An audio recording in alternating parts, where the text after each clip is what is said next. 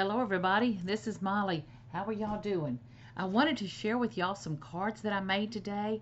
I got in my, as a demonstrator for Stampin' Up! An independent demonstrator, I got a chance to buy the early release of the Carols of Christmas stamp set that they have, and I love it. So I got to playing with it, and there's die. I bought the die set as well, so I did a little bit of die cutting. Okay, I want to show you what I made. Not going to go through a tutorial because these are so easy that I think you can just do it, kind of thing. But let me start with this first one because it's the first one I did, and I used Dapper Denim, and Old Olive is the paper, but I used Wild Wasabi. I love that color as the ink here. So what I did on the ink, let me take this out. Like here's the stamp. Hold on, I say here's the stamp, then I'm not showing you.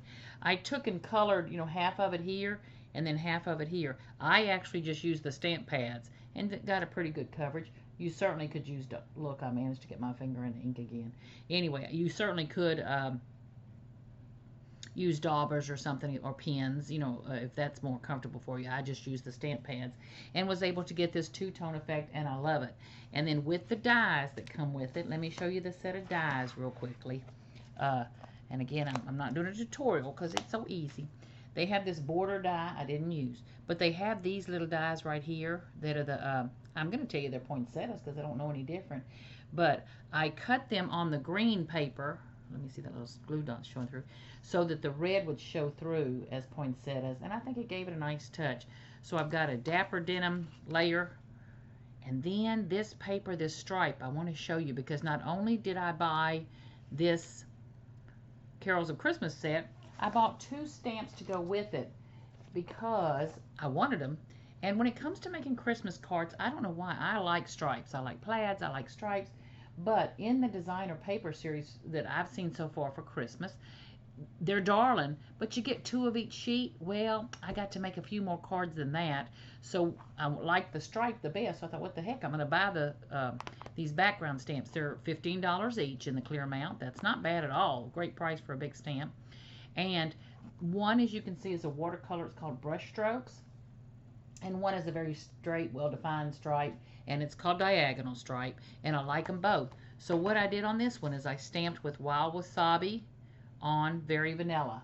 So that gave it a great look, I thought. Very simple card. And then, of course, just used some little embellishments on the middle. Okay, the next card that I made on a Whisper White background, let me see if I can get this shine away from it, is I did the same thing, but with the Deck the Hall stamp. Did the 2 color stamping. And then this background stripe, the up and down stripe that you see, is the watercolor, the brush strokes, excuse me, in Wild Wasabi.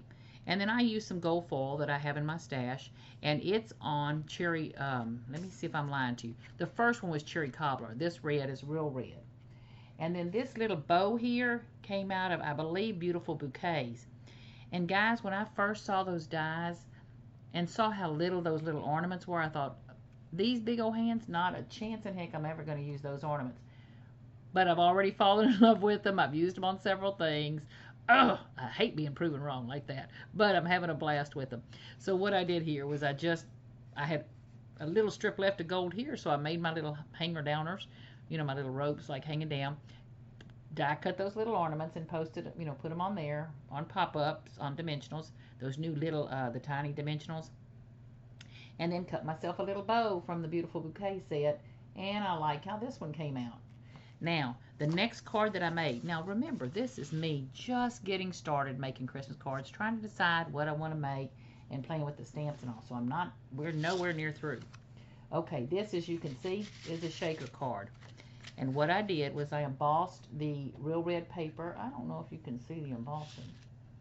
But anyway, I used the brick to emboss, the embossing folder with the bricks. I used that to do it. And then, again, this is just a piece left over from my stamped Wild Wasabi stamping of the diagonal stripe. Did the same thing on the red here. Yes, I see I've got a boo-boo down there. Probably put some sequins or something to cover that. See that little boo-boo? I hate that when that happens. But anyway, mounted that on gold. And then in the back, let me see if I can shake my shakers out of the way. Again, I cut those little ornaments and I glued them down on the background. Oh, I'm so sorry for the shine. I'm not sorry for the shine. I'm sorry if it's making it hard for you to see. But anyway, you can see where I glued down the little ornaments so that they'll stay in place. And then the sequins and things from my stash will, dance around. But those will stay in place. Okay, now, here's the deal. You can't get your hands on this stamp set yet. I'm sorry. But I did, and I'm loving it. So here's the stamp set. He's darling. They're precious. And then, of course, I bought the dies to go with it. So I've been playing with Christmas. But equally important to me, these striped backgrounds I have fallen in love with. I can see myself using them year in, year out, season in, season out. You can create a striped background or accent piece for anything. And I want to just show you a card I did. The color is probably one of the oddest combination of colors you're ever going to see. Whoa. But it's getting to be fall. I want to have a little stash of birthday cards. Now this centerpiece is out of my stash, but the rest is Stampin' Up. You can see there's the Whisper White background, old olive paper layer, and then this layer right here. What I did on the brushstroke stamp, I put a little Cajun Craze, a little Tangerine Tango, and a little Pumpkin Pie, and I just kind of did them across like that. And after I used a dauber to put those down, one of the little finger daubers to put those down. Got pretty good coverage. Stamped them down. Then I used a finger dauber again with some Daffodil Delight and a little bit of the Pumpkin Pie, and kind of just lightly went over it to give it a kind of an age look. And it's just a pretty little fall look for me. This flower is cut out of the Daffodil Delight, and then I used Calypso Coral actually to color the center of it. Could have done a little bit better job of coloring, but I'm happy with it. And then, of course, I used some of the gold thread back there, which you can barely see, but it's a wonderful touch behind there.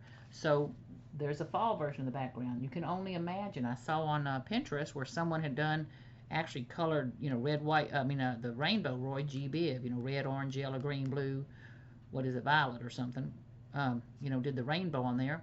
Some people have done it in ombres of blue or ombres of pink. So just a great versatile stamp. Now I'm just trying my hand at this, but here's the diagonal stripe on the real red paper. So I don't want you to ever complain again you don't have some candy stripe paper ready. This is, I embossed it. I stamped it with Versamark. I use this stamp, the diagonal stripe. Stamped it with Versamark and then used white embossing powder. Now it did not give, I don't know if you can see that, but it's not 100% white, which I like. The coverage. So if you want to get 100% white, just make sure you get a real, clean your stamp first probably, get a real good coverage with Versamark stamp, and then you should get a real good coverage with the white. I wanted that kind of distressed look. It reminds me of the paper that's in the Designer Series paper pack, so I really enjoyed it. So again, the Christmas set's coming. Just hang on. It's going to be there soon. I wanted to give y'all an advance look at that. And you can get your hands on it this month. If you want to become a demonstrator, or you don't actually have to demonstrate, but you certainly could buy the demonstrator kit for $99. You get $125 worth of merchandise plus some fabulous free goods. I'll put the link to that special below.